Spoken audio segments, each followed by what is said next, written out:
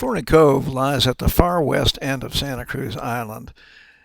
If you're approaching from the west, you're in for a spectacular treat.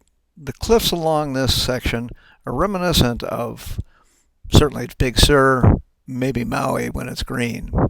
Take a close look here at the chart. As you're coming from the west, you're going to be coming down Fraser Point. There's one little area where there's a small reef that sticks out. We remain in about 40 feet of water, and that'll keep you clear. Turning south-southeast, you come across an area that is marked with kelp, which has not been a problem.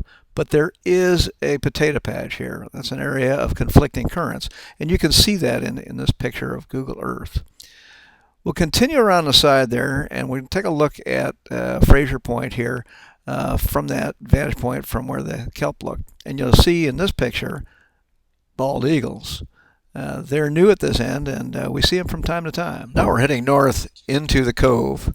The reef is on our left to the west, and you can see that the swell penetrates that reef slightly.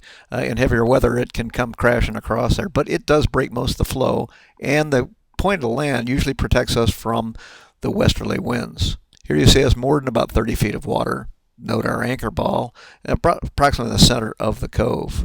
We pan around here. And now you see the flatlands and then west end, the very end of Santa Cruz Island.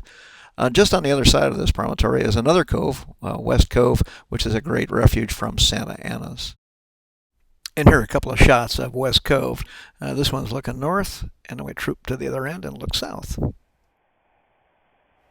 Going ashore here in Forney's can be tricky just as it is in many of the anchorages. Although the surf looks small when you're sitting on the boat, that will be a little bit of a problem in a sit-on top kayak.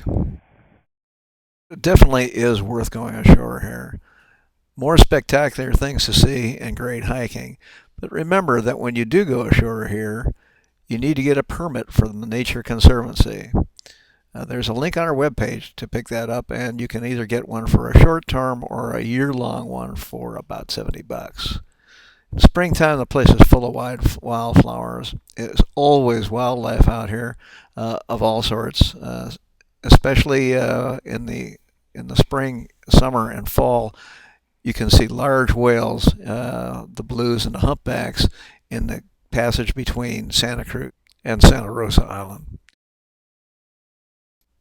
And this place is also spectacular in the winter, particularly the sunsets over Santa Rosa.